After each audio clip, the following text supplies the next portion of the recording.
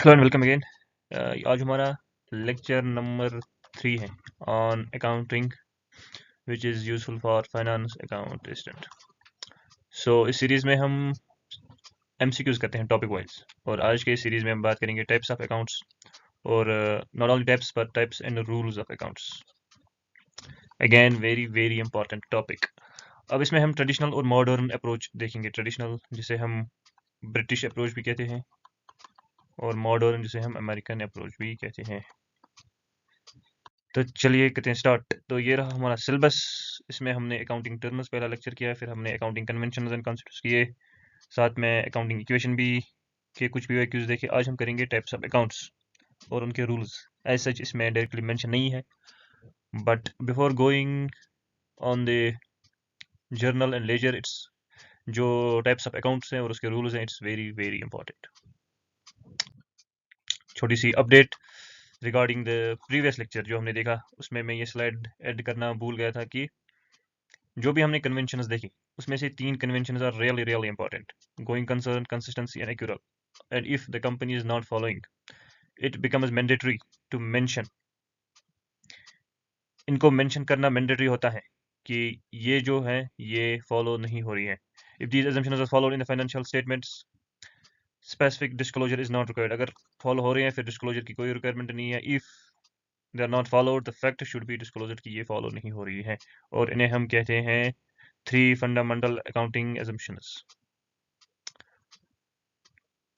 तो ये कुछ अपडेट थी रिगार्डिंग द प्रीवियस लेक्चर। और पहले लेक्चर की मैंने जो आपको रेफर टू एक्सपेंडिचर जो हमने उसमें पढ़ा था, तो उसके रिगार्डिंग जो अपडेट है, दैट्स AS 26 हमें ये कहता है कि the expenditure which is recognised as deferred revenue expenditure has to be treated as simple revenue expenditure. जब से AS 26 आया है, सो ये हमें कहता है कि जो भी डेफर्ड रेवेन्यू एक्सपेंडिचर हैं, जिसे हम एक्सपेंस दिखाते हैं, not just in a single year, but हम उस एक्सपेंडिचर को जो फिर डिस्ट्रीब्यूट करते थे डिफरेंट ईयर्स में, अकाउंटिंग पीरियड्स में, और अकाउंटिंगली फिर उसे फिर चार्ज करते थे इन ए पीएल अकाउंट। लेकिन एज पर AS 26 जो भी हम डेफर्ड रेवेन्यू एक्सपेंडिचर करते हैं, हमें उसे ट्रीट करना है, we have to assume it as simple expenditure, simple expenses, और सेम ईयर में हमने इसको चार्ज करना है टू पीएल अकाउंट।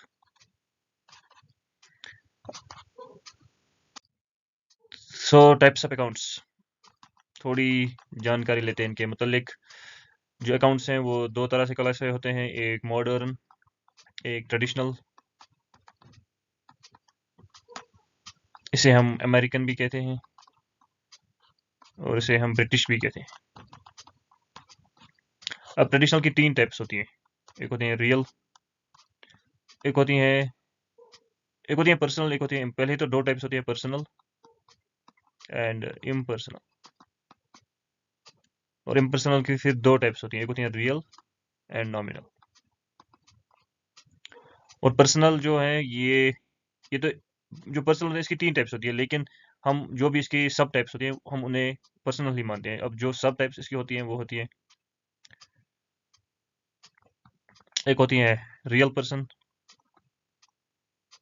एक होती है आर्टिफिशियल पर्सन, और एक होती है रिप्रेजेंटेटिव पर्सनल अकाउंट। रिप्रेजेंटेटिव, एक होती है real personal account, artificial personal account, और एक होती है representative personal account. Impersonal account में होती है, ये है types of accounts: traditional, modern. Traditional जिसे हम ब्रिटिश भी कहते हैं, उसमें दो टाइप्स होती है, पर्सनल, इम्पर्सनल। इम्पर्सनल की सब टाइप्स हैं, लेकिन हम उन सब टाइप्स को पर्सनल के ही अंडर रखते हैं। और इम्पर्सनल में जो फर्दर 2 टाइप्स हैं, that's real and nominal. Real simply हम इसके अंडर एसेट्स लिखते हैं, आपकी सिंपलीफिकेशन के लिए जो भी एसेट्स है आप उन्हें रियल में डाल दें।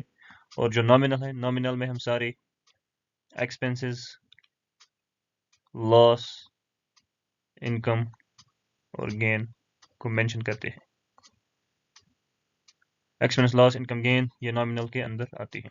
अब रियल पर्सनल अकाउंट वो होती हैं जैसे किसी रियल पर्सन के रिलेटेड जो भी अकाउंट है वो पर्सनल अकाउंट में आएगा। रियल पर्सनल हम उसे कहेंगे, for example mister Mufaiz, mister Asim, mister Zubair, जो भी इस तरह के इन पर्सनस के अकाउंट्स होंगे वो पर्सनल अकाउंट कहलाएंगे। आर्टिफिशियल, जो जो रियल पर्सन तो नहीं है लेकिन under the law they are persons. For example एक कंपनी तो रियल पर्सन नहीं है, बट वो एक आर्टिफिशियल पर्सन है, वो अपने जो अपने नाम पे वो उसकी अपने नाम की एक सील होती है, वो कॉन्ट्रैक्ट में एंटर कर सकती है, अपने नाम पे कॉन्ट्रैक्ट कर सकती है।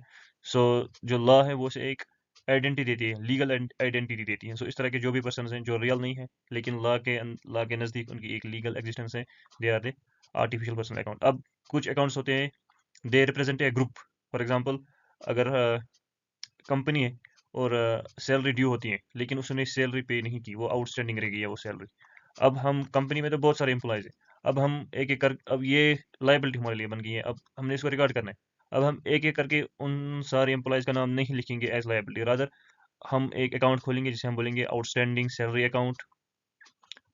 अब ये जो है ये आउटस्टैंडिंग सैलरी अकाउंट रिप्रेजेंट करता है एक ग्रुप ऑफ पर्सन को। सो जब भी कोई अकाउंट जो रिप्रेजेंट करता है ग्रुप ऑफ पर्सन, सो उसे हम रखेंगे रिप्रेजेंटेटिव पर्सनल अकाउंट में। अगर आपको की टर्म जाननी हो इस रिप्रेजेंटेटिव पर्सनल अकाउंट में क्या क्या आते हैं, सो आप जो है वो फोकस कीजिएगा आउटस्टैंडिंग अगर लिखा हो अकाउंट से पहले, प्रीपेड अगर लिखा हो अकाउंट से पहले, और इस तरह के कुछ टर्म्स हैं जो जब हम आगे पढ़ते जाएंगे सो वो विल सी कि क्या क्या टर्म्स हैं इसके अंदर।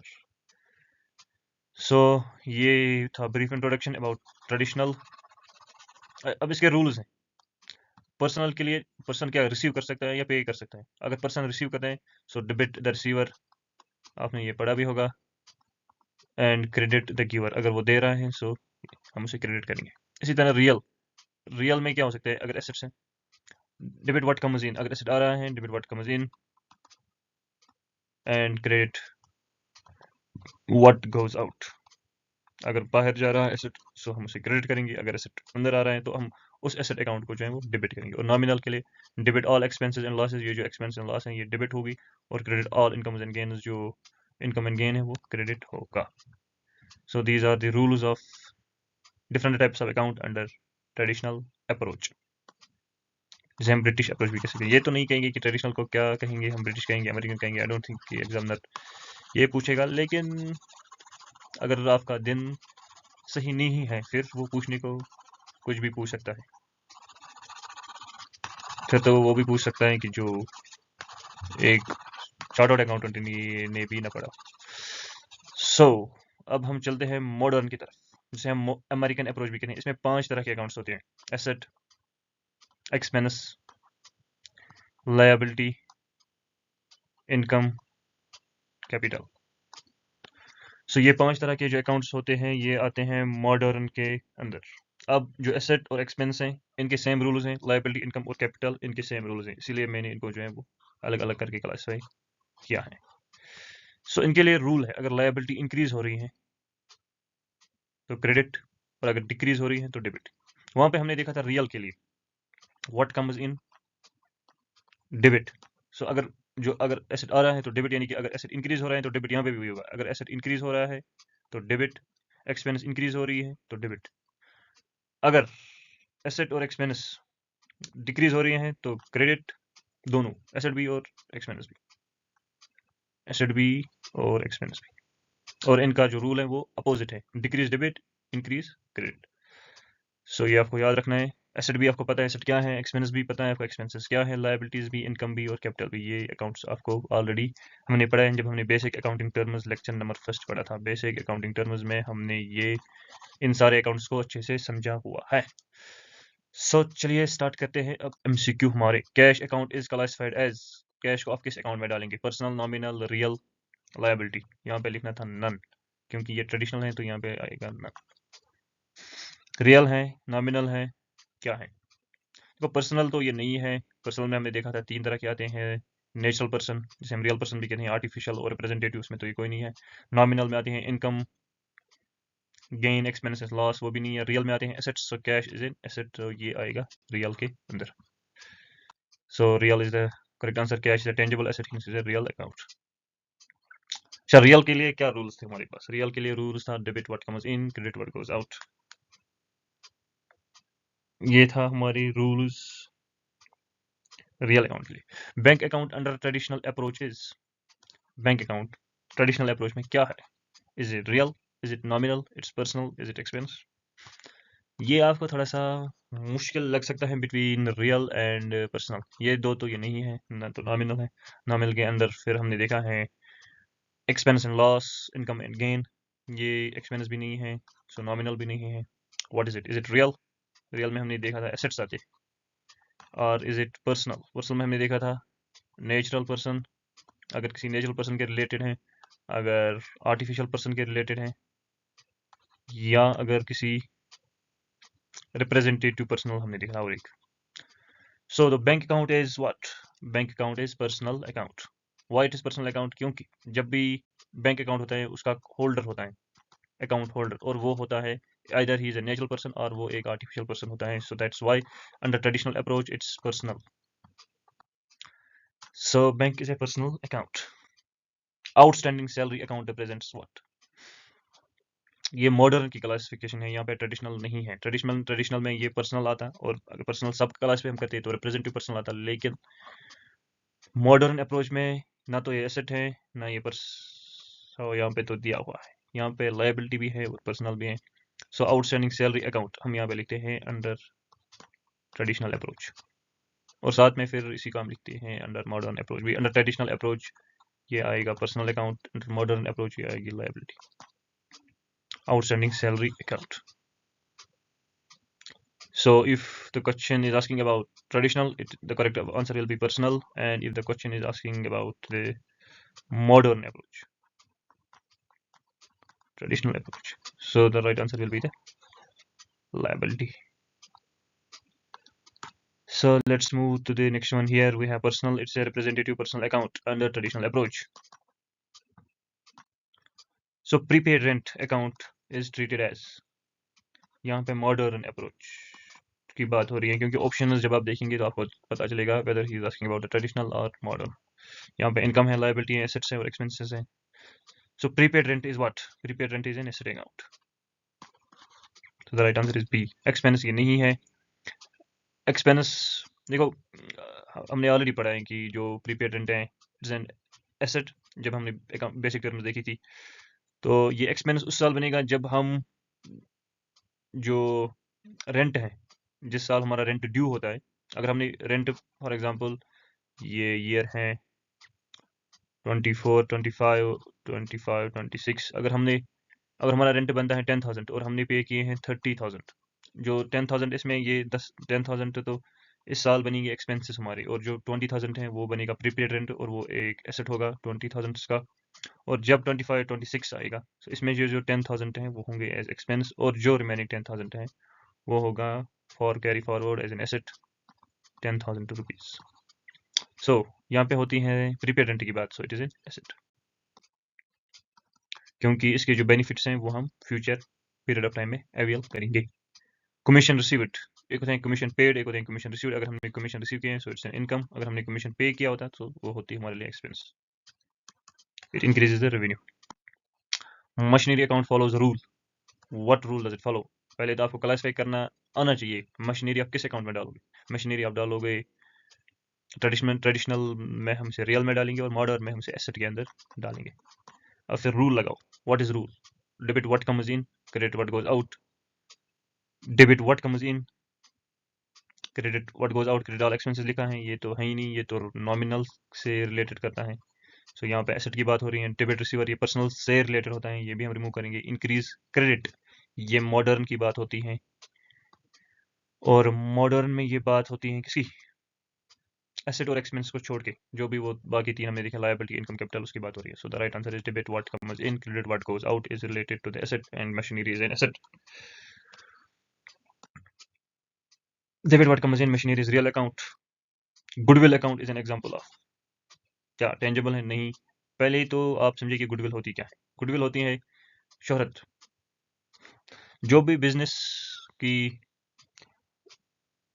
रेपुटेशन होती है वो गुडविल कहलाती है। फॉर एग्जांपल अगर बनाया बिजनेस है किसी मार्केट, एक अच्छी खासी मार्केट में एक बिजनेस है, वो अच्छा खासा चलता है, उसकी उसकी एक अपनी रेपुटेशन है विद इन द मार्केट, और वो सेल करता है। अब जब उसके एसेट्स देखे जाते हैं, for example it's 1 lakh rupees जो उसके एसेट्स हैं, और उसकी जो लायबिलिटी है वो है 40,000 रुपीज। अब ये बिकना चाहिए था 60,000 रुपीज़ में, लेकिन जो इसका ओनर है वो उसे बेच रहा है 90,000 रुपीज़ में। अब वो उसे बेच क्यों रहा है 90,000 रुपीज़ में? क्योंकि वो कहते हैं जो मेरा बिजनेस है और जो इसी तरह के सिमिलर बिजनेस है विद इन द मार्केट, जो मेरा बिजनेस है वो उनसे उनसे जो मेरे रेट ऑफ रिटर्न है वो काफ़ी ज़्यादा है, क्योंकि मेरी एक रेपुटेशन है इस मार्केट में और इसकी एक वैल्यू है जिसे हम कहते हैं गुडविल, और ये जो 30,000 एक्स्ट्रा चार्ज करता है दैट्स गुडविल। ठीक है, so goodwill account is an example of what, it's a tangible real, हम इसे देख तो नहीं रहे हैं, so it is not tangible real asset. So ये तो नहीं होगा, नॉमिनल भी नहीं है, पर्सनल भी नहीं है, it's an intangible real asset. ठीक है ना? सो the right answer is intangible real asset. Intangible real asset. Goodwill has no physical existence. Rent prepaid is classified as, again हमने भी देखा, it's an asset. सॉरी, यहाँ पे लिखा है rent prepaid is a periodic expense, नहीं, prepaid rent जो है वो एसेट होता है।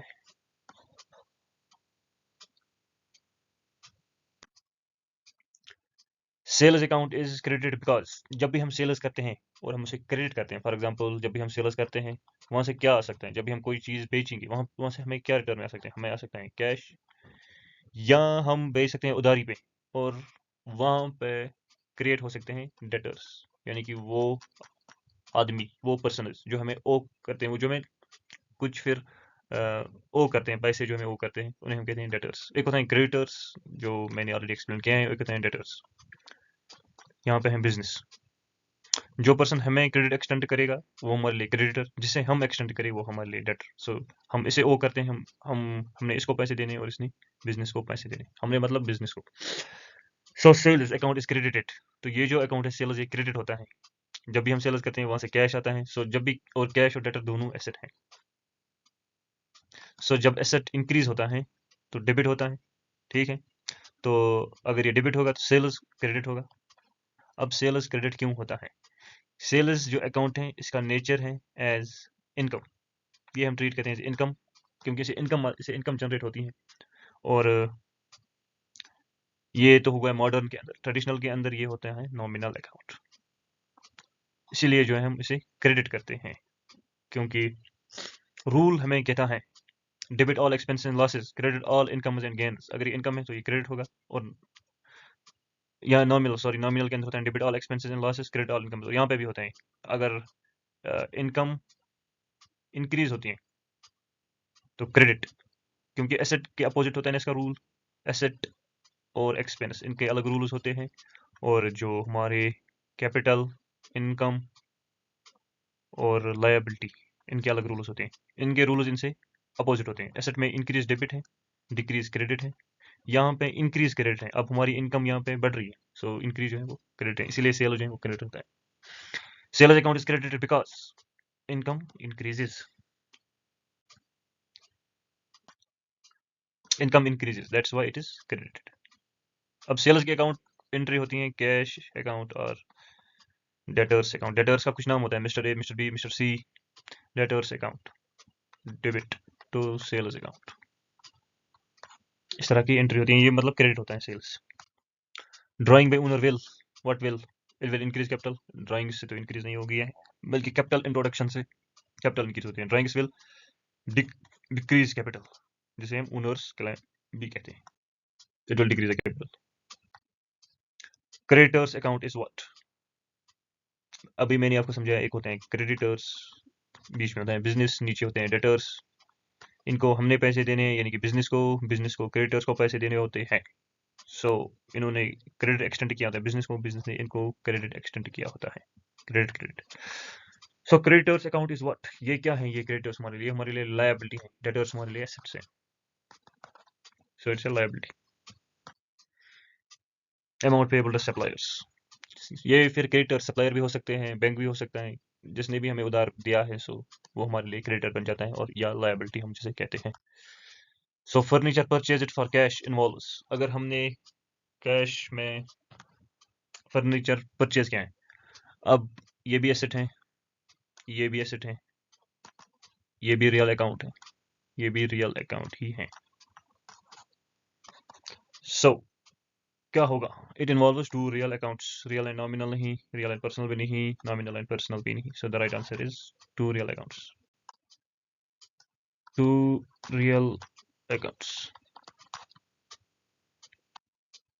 इंटरेस्ट पेड एक होता है, इंटरेस्ट रिसीव्ड एक होता है इंटरेस्ट पेड। इंटरेस्ट तो लायबिलिटी है, इंटरेस्ट जो है वो एक लायबिलिटी है, लेकिन इस पे जो हम इंटरेस्ट पे करते हैं वो expense, that is expense. So interest page is expense, interest received is income, an expense, interest paid is a cost. Capital introducer in business means, जब भी हम कैपिटल इंट्रोड्यूस करते हैं बिजनेस में, इसका क्या मतलब होता है? देखो, एसेट्स इज इक्वल टू, जो हमारी अकाउंटिंग इक्वेशन कहती है, assets is equal to capital plus liability. अब हमने कैपिटल जो है वो इंक्रीज की है ना, क्योंकि हमने एडिशनल कैपिटल इंट्रोड्यूस किए। इससे क्या होगा? इससे दो चीज़ें हो सकती हैं, या तो हमारे एसेट्स बढ़ जाएंगे तब जाके ये बैलेंस होगा, या हमारी लायबिलिटीज हमें घटानी है तब जाके इंक्रीज होगा। सो एसेट्स यूजुअली जब भी हम कैपिटल इंट्रोड्यूस करते हैं, लायबिलिटी सेम, अगर हम कांस्टेंट रखें लायबिलिटीज को, कैपिटल इंट्रोड्यूस करने से हमारे जो एसेट्स हैं वो इंक्रीज होंगे, या हमारी जो कैपिटल है वही इंक्रीज होगी। कैपिटल इंट्रोड्यूस करने से हमारी कैपिटल इंक्रीज होगी, उससे फिर एसेट्स भी इंक्रीज होंगे। So the primary effect is capital will increase, और उससे फिर हमारे एसेट्स इंक्रीज होंगे या लायबिलिटी डिक्रीज होगी। So primary effect is it will increase the capital, and the secondary effect is it will either increase assets or reduce the liability.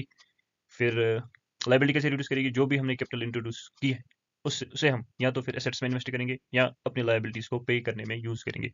सो उस तरह से फिर ये जो इक्वेशन है ये बैलेंस होगी। अगर कैपिटल कैश में इंट्रोड्यूस की गई है, फॉर एग्जांपल अगर हमने कैश में कैपिटल इंट्रोड्यूस किया, अब ये कैश एसेट है तो इससे एसेट्स इंक्रीज होंगी, ठीक है ना, कैपिटल भी इंक्रीज हुई, एसेट्स भी इंक्रीज हुआ, सो इक्वेशन बैलेंस चलेगी। अब इसी कैश को हम यूज कर सकते हैं to pay the liabilities. So capital introduce हुई लेकिन लायबिलिटीज डिक्रीज हुई।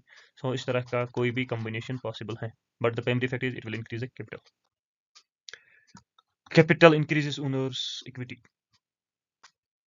आउटस्टैंडिंग एक्सपेंस अकाउंट इज, इनमें से आउटस्टैंडिंग एक्सपेंस अकाउंट क्या है? आउटस्टैंडिंग एक्सपेंस अगर ट्रेडिशनल की बात होती तो ये होता, ट्रेडिशनल अकाउंट अगर होता तो ये होता पर्सनल अकाउंट, लेकिन मॉडर्न में ये है liability.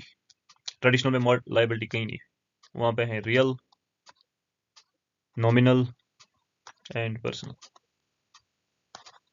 So under modern it is outstanding expense, जो भी एक्सपेंसेस हैं जो हमें ड्यू है लेकिन हमने अभी उन्हें पे नहीं किए हैं, that's a liability. So it is liability. Now purchase of goods on credit. अगर हम गुड्स परचेज करते हैं क्रेडिट पे तो उसमें कौन कौन सा अकाउंट इन्वॉल्व होगा? देखें, जब भी हम परचेज करते हैं, परचेज ऑफ गुड्स, अगर परचेज ऑफ एसेट्स होता है तो यहाँ पे लिखें purchase of goods. So purchase of goods, जब भी हम जो परचेज अकाउंट होता है उसे हम दिखाते हैं एज एक्सपेंस, क्योंकि जब भी हम परचेज ऑफ गुड्स करते हैं और फिर हम उसे सेल करते हैं, ये जो हम गुड्स परचेज करते हैं फिर इन पे हम कुछ मार्कअप लगाते हैं, प्रॉफिट मार्कअप प्राइस करके, तो फिर जब हम इसे सेल करते हैं, जो सेल है ना वहाँ से हमें इनकम आती है, और जो ये परचेज हमने की होती है ना ये एक्सपेंसेस होती है,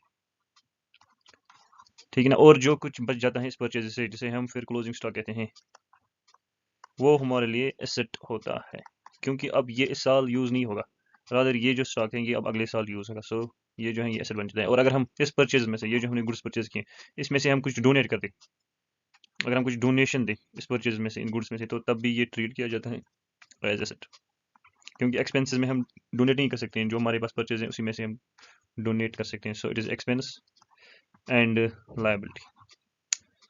कहीं पे आपको मिल सकता है it is asset and liability, but जो 11th की बुक है जहाँ पे, वहाँ पे इसे ट्रीट किया जाता है एक्सपेंस, एंड एक्सपेंस अकाउंट दिखाते हैं परचेज अकाउंट्स को, एंड ऑन क्रेडिट तो क्रेडिटर हमारे लिए लायबिलिटी है। So the right answer is C, expense and liability. Wages paid for installation of machinery is, अगर हमने वेजेस पे की है मशीनरी इंस्टॉलेशन के लिए, देखो मशीनरी जो है वो एसेट है, और मशीनरी को ऑपरेशनल बनाने के लिए जो भी इस मशीनरी, जब जो मशीनरी इसको ऑपरेशनल बनाने के लिए जो भी एक्सपेंसेस किए जाते हैं वो सारे कैपिटलाइज होते हैं, वो सारे वैल्यू, जो भी उन एक्सपेंसेस का वैल्यू होता है वो ऐड होता है इस मशीनरी के वैल्यू में। मशीनरी का जो एक्चुअल वैल्यू है मतलब जो भी एक्सपेंसेस हैं वो सारे फिर टोटल मिला के बन जाते हैं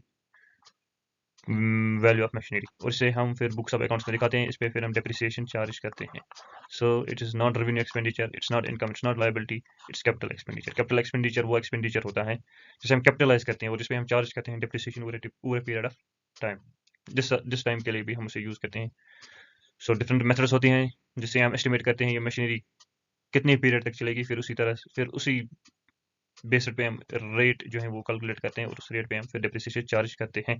the right answer is capital expenditure. Capital expenditure directly related to the asset acquisition. कोई भी एक्सपेंसेस जो एसेट को ऑपरेशनल बनाने एसेट को ऑपरेशनल बनाने के लिए यूज किए जाते हैं, सो वो कैपिटलाइज होते हैं। डिस्काउंट अलाउड अकाउंट इज, अगर हम डिस्काउंट दे रहे हैं, अगर हमने डिस्काउंट अलाउ किया है तो ये किस तरह का अकाउंट है? It's an expense. डिस्काउंट जब भी हम अलाउ करते हैं is an expense, it's an expense. So bad debt account is what? देखो, जब भी जो डेटर्स होते हैं उनमें कुछ डिफॉल्ट कर जाते हैं, सारे पे नहीं करते हैं। सो जब भी ये डिफॉल्ट करने लगते हैं, सो हम फिर इन्हें कहते हैं कि बैड डेट्स हो गए, अब इनसे पैसे रिकवर नहीं होंगे। सो अब हम इसे एज एसेट तो हमेशा के लिए नहीं रखेंगे, क्योंकि अब कंपनी को भी लग रहा है कि ये पैसे तो नहीं देने वाले हैं, सो ये हम एसेट क्यों दिखाएं? फिक्टिशियस हम इसे फिर ये तो नकली एसेट रहेगा ना एक तरह का, क्योंकि पैसे भी नहीं मिल रहे हैं इनसे और हम इन्हें एसेट भी दिखा रहे हैं। सो फिर हम आहिस्ता आहिस्ता इनको जो है वो एज कंसिडर करते हैं बैड डेट। क्या करते हैं? Consider as bad debt. और फिर आहिस्ता आहिस्ता करके जो है इन जो भी डेटर्स डिफॉल्ट करते हैं इनको माइनस करते जाते हैं, माइनस करते जाते हैं, और हम जो भी ये बैड डेट्स हैं इन्हें हम एज एक्सपेंस दिखाते हैं। ये खर्चे हैं फिर कंपनी के लिए, ना कि एसेट्स है। सो और हम जब भी बैलेंस शीट बनाते हैं, फिर हम कहते हैं जो हमारे डेटर्स होते हैं इनमें से हम माइनस करते हैं बैड डेट्स, फिर जो फिगर निकल के आती है वो हम दिखाते हैं डेटर्स एज एन एसेट। ठीक है ना? सो ये होती है हमारे लिए एक्सपेंस, और ये जो बैड डेट्स अमाउंट है ये हम चार्ज करते हैं to the PL account as expense. So it's an expense, irrecoverable debt. Depreciation account is classified as, depreciation भी एक्सपेंस ही है। जब भी मशीनरी पे, अगर मशीनरी की वैल्यू 2 लाख है और उस पर डेप्रिसिएशन चार्ज होती है 6,000, 15,000, 30,000 लिख लेते हैं। सो ये जो डेप्रिसिएशन हम चार्ज करते हैं इट्स एन एक्सपेंस, और ये जाता है पीएल अकाउंट में as an expense. Expense. Bills receivable account is, ये किस तरह का अकाउंट है? Bills receivable it's liability, asset, it's expense, it's income. देखो, एक होता है बिल्स रिसीवेबल, एक होता है बिल्स पेएबल, एक होता है बिल्स पेएबल। नाम से ही पता चलता है कि कुछ हमने पे करना है। अगर हमने पे करना है, सो हम किसी का उधार है हम पे और उसे हम पे कर रहे हैं, सो ये लायबिलिटी है। अब ये कुछ रिसीव करना है हमने, सो ये एसेट है। अब बिल्स रिसीवेबल में आते हैं डेटर्स और इसमें आते हैं क्रेडिटर्स, क्योंकि पे हमने क्रेडिटर्स को करना होता है और रिसीव हमने डेटर से करना होता है। So bills receivable and bills payable. So bills receivable account is an asset account. Receive का मतलब होता है हमने रिसीव करना है, सो आप इसे ऐसे भी याद कर सकते हैं, it is an asset account. Bills payable is liability. Closing stock is treated as, अभी हमने पढ़ा closing stock is treated as expense, neither of the following except the asset, it provides future economic benefits. Commission paid account is, जब भी हम commission पे करते हैं सो it's an expense account. अब पहले हमने कमीशन रिसीव किया था, वो इनकम थी, अब हम कमीशन पे कर रहे हैं, सो it's an expense. Insurance paid in advance is, जब भी हम इंश्योरेंस पे करते हैं एडवांस में, इट इज एन एसेट। सो हमने पिछले लेक्चर में देखा था कि paid sorry, it's not insurance prepaid, it's only insurance paid. Insurance paid is an expense. जब भी हम इंश्योरेंस पे करते हैं so it is an expense. अगर इंश्योरेंस प्रीपेड होता है तो ये एसेट होता है। इट्स अ प्रीपेड एक्सपेंस नहीं, यहाँ पे कुछ गड़बड़ है। अगर इंश्योरेंस प्रीपेड होता है, इंश्योरेंस प्रीपेड, या एसेट भी होता है, इंश्योरेंस पेड एसेट भी हो सकता है। अगर हमने इंश्योरेंस पे किया है और इंश्योरेंस पॉलिसी जो हमारे लिए है वो 5 इयर्स की है, सो हम इसे एज एन एसेट कंसिडर करते हैं इस इंश्योरेंस पेड को। सॉरी, इंश्योरेंस प्रीपेड भी है, उस टाइम हम कहेंगे, पेड भी कहेंगे। सो insurance paid is basically N asset, क्योंकि इंश्योरेंस जो होते हैं वो 1 साल के लिए नहीं होता है, एक्चुअली ये होता है फॉर मोर देन 1 ईयर, इसलिए ये एसेट ही है। सो आई थिंक बेटर वाज अगर इसमें थोड़ी और एक्सप्लेनेशन मैंने उस टाइम मेंशन की होती। So the insurance paid is an asset, insurance prepaid is also an asset. So question ही थोड़ा वेग टाइप था। Loss by fire account is, अगर लॉस होता है फायर से तो हम उस लॉस को क्या ट्रीट करेंगे? एसेट, इनकम, लायबिलिटी और expense. So loss is an, it is treated as an expense. Rent received account is what?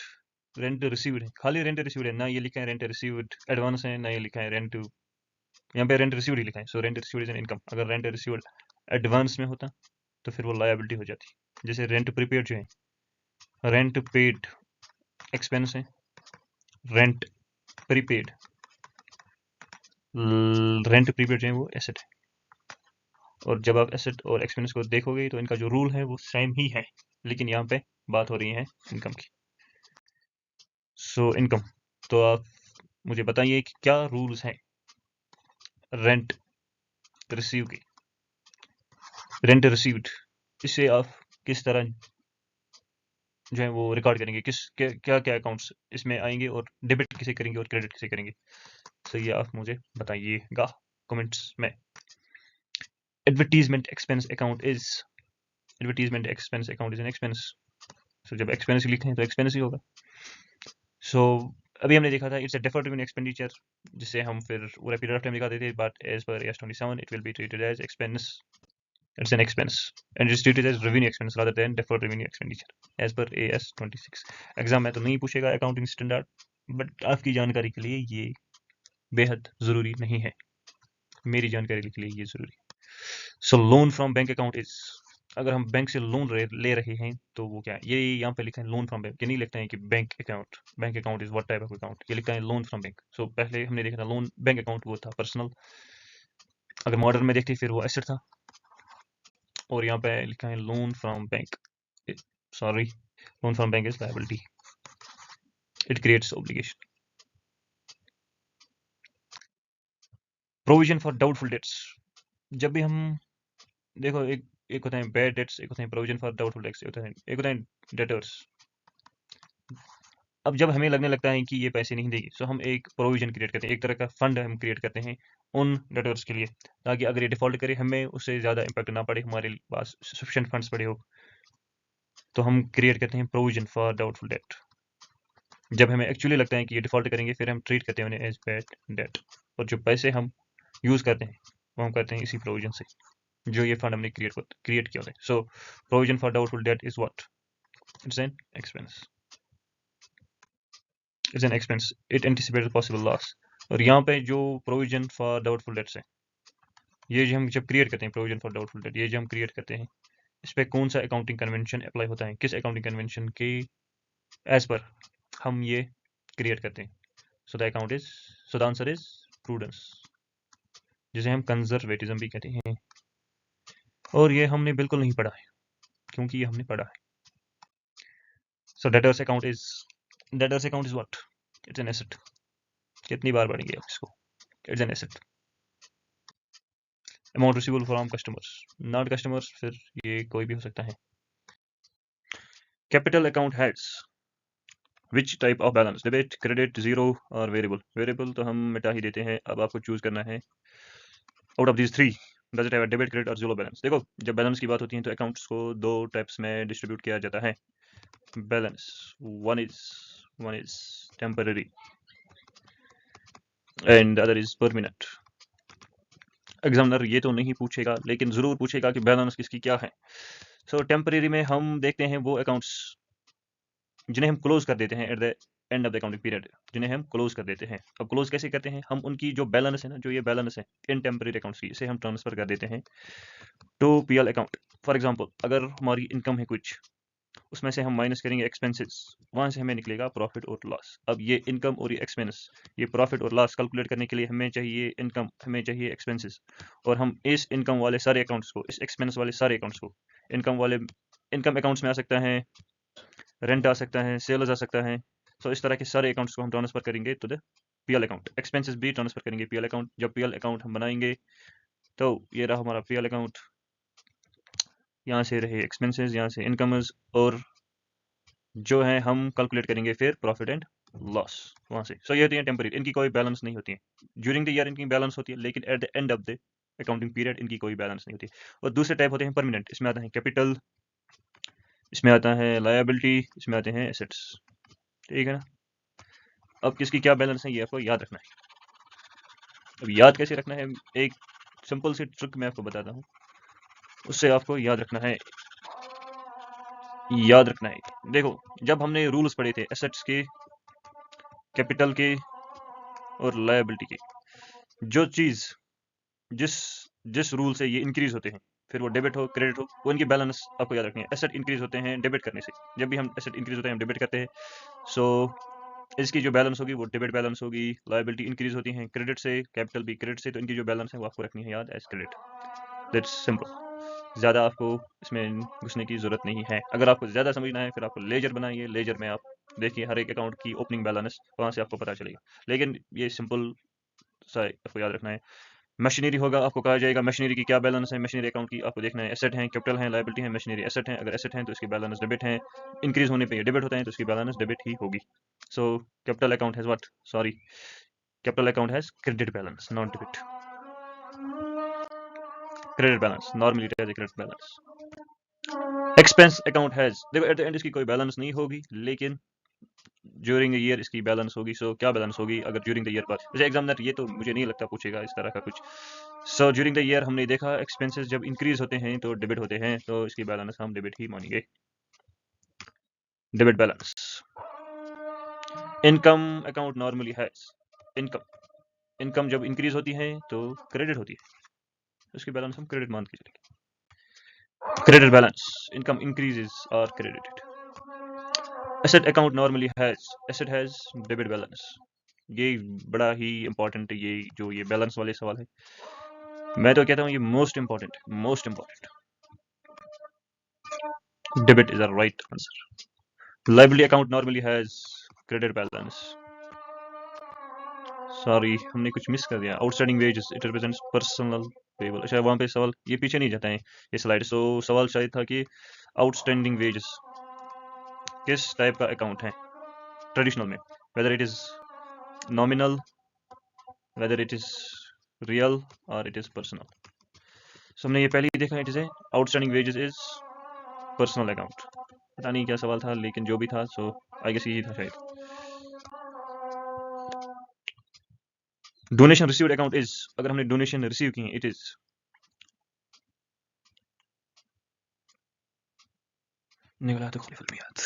donation received account is what? It is expense, is it income, it is asset, is it liability?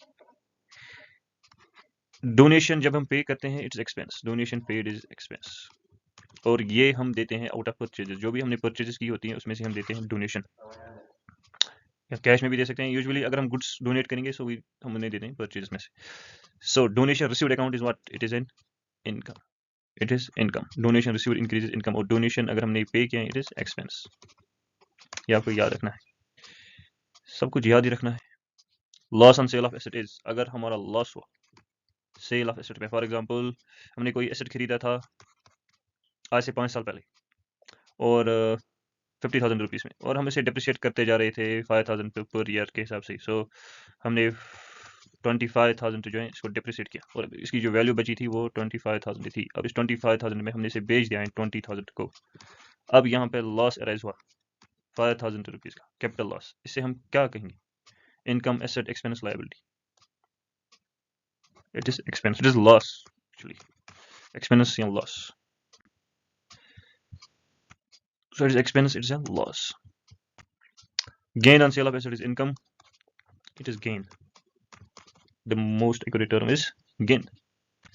So it is income, it is a gain. Nominal में हमने देखा था कि expense, loss, income, gain. Debit all expenses and losses, credit all incomes and gains. इनकी जो balance है वो credit, इनकी जो बैलेंस है वो डेबिट। लेकिन ये बैलेंस खाली होती हैं through out the year. At the end ये जो नॉमिनल अकाउंट हैं ये टेम्परेरी अकाउंट हैं, और इसकी जो भी इसके अंदर अकाउंट्स आते हैं, एक्सपेंस, लॉस, इनकम, गेन, इन्हें हम ट्रांसफर कर देते हैं to PL account. For what purpose? For the purpose of determining the profit और loss which a business has earned during a particular period. अच्छा, जो प्रॉफिट एंड लॉस होता है, प्रॉफिट एंड लॉस स्टेटमेंट होता है, ये होता है फॉर ए पर्टिकुलर पीरियड, 1 साल का, 2 साल का। और जो बैलेंस शीट होता है जिसे हम कहते हैं, जो हमारी फाइनेंशियल पोजीशन डिपेक्ट करता है, और इसे ये होता है एट किसी पॉइंट पे, ठीक है ना। ये फ्लो कॉन्सेप्ट है और ये स्टॉक कॉन्सेप्ट है। ये शायद पूछ सकता है, क्या ही कह सकते हैं, पूछ भी सकते हैं, नहीं भी पूछ सकते हैं, सब याद रखें आप इसको। ये एक पीरियड ऑफ टाइम के लिए होता है, और ये एट ए पर्टिकुलर पीरियड होता है, ठीक है ना। जैसे हम फाइनेंस, अगर आपने किसी कभी बैलेंस शीट देखा, वो होता है एज ऑन 31 मार्च, और ये होता है profit and loss for a period 22, 23 या इसी तरह एक ईयर का होता है, ठीक है ना। Telephone expense account is it is expense, not income, not asset, not liability. जो भी हमारे बिजनेस में जो भी टेलीफोन के एक्सपेंस है, that's expense. Revenue expense. Interest outstanding account is, जो भी हमारा इंटरेस्ट है जो हमें ड्यू हुआ है, यानी कि हमारे लिए ओब्लिगेशन अराइज हुई है कि we have to pay the interest, लेकिन the interest is still unpaid and we call it outstanding interest account. It is what, it is liability. जब अगर हम इंटरेस्ट पे कर देते सो ये हमारी एक्सपेंसेस थी, लेकिन अब ये ड्यू रह गई हैं, अभी हमने पे नहीं किए हैं, so it's outstanding, so it becomes a liability. Capital withdrawn permanently by the owner is, अगर हम कैपिटल विथड्रॉ करते हैं परमानेंटली तो हम उसे क्या कहेंगे, हम उसे ड्राइंग्स कहते हैं। Provision for depreciation is, provision for depreciation is its expense. Rent paid by owner for personal house from business cash is, ये सही है। अगर हमने रेंट पे किया है, अगर हमने रेंट पे किया है, जो पर्सनल हाउस था, कोई बिजनेस एक्सपेंस नहीं थी, पर्सनल एक्सपेंस थी, लेकिन हमने वो रेंट पे किया है कैश, ये क्या है, ये बिजनेस एक्सपेंस नहीं है, इनकम इससे अराइज नहीं होती है, लायबिलिटी नहीं है, रादर इट इज ड्राइंग्स। आपने पैसे निकाले हैं बिजनेस से, ये आपने किया है drawings. Drawings is the right answer. Capital expenditure results in, जब भी हम कैपिटल एक्सपेंडिचर करते हैं इससे क्या होता है, इनकम से कोई वास्ता नहीं है, it increase liability, it's not correct, decrease in capital, it increases the assets, creation of asset होता है। जैसे हमने पिछली बार भी देखा था कि जो जो हमने पिछले क्वेश्चन में देखा था, अगर हम कोई इंस्टॉलेशन पे खर्चा करते हैं, मशीनरी इंस्टॉलेशन पे, अब मशीनरी की अगर वैल्यू 20,000 है और इंस्टॉलेशन पे हमने 5,000 और खर्चा किया, हम इसे कैपिटलाइज करते हैं और इसकी वैल्यू में ऐड कर देते हैं। अब अगर हमने इसको हमने इसे कैपिटलाइज किया, इस एक्सपेंसेस को, इस एक्सपेंसेस को अगर हमने कैपिटलाइज किया तो मशीनरी की वैल्यू क्या होगी, इंक्रीज होगी, जो एसेट की वैल्यू है वो क्या हुई, वो इंक्रीज हुई है, ठीक है। क्रिएशन ऑफ एसेट होता है जब भी हम कोई कैपिटल एक्सपेंडिचर कर देते हैं। अब इसी मशीनरी का आप कुछ जो है वो इसमें एडिशन कर दोगे, फॉर एग्जांपल 10,000 की और मशीनरी आएगी, सो उससे क्या होगा, एसेट इंक्रीज होगा, बिकम्स 30,000 या 35,000, so it's a creation of asset. The right answer is B, which is creation of asset. Capital expenditure gives long term benefits. That's it on my side, thank you thank you thank you thank you. ये था हमारा accounts and steps और जो इसके जो rules थे। I hope आपके लिए ये बेनिफिशियल होंगे and I wish you all the very best for your exams and I pray कि आप कामयाब हो जाए इस एग्ज़ाम में और आपकी जो भी मुश्किलें हैं वो हल हो जाए। Thank you.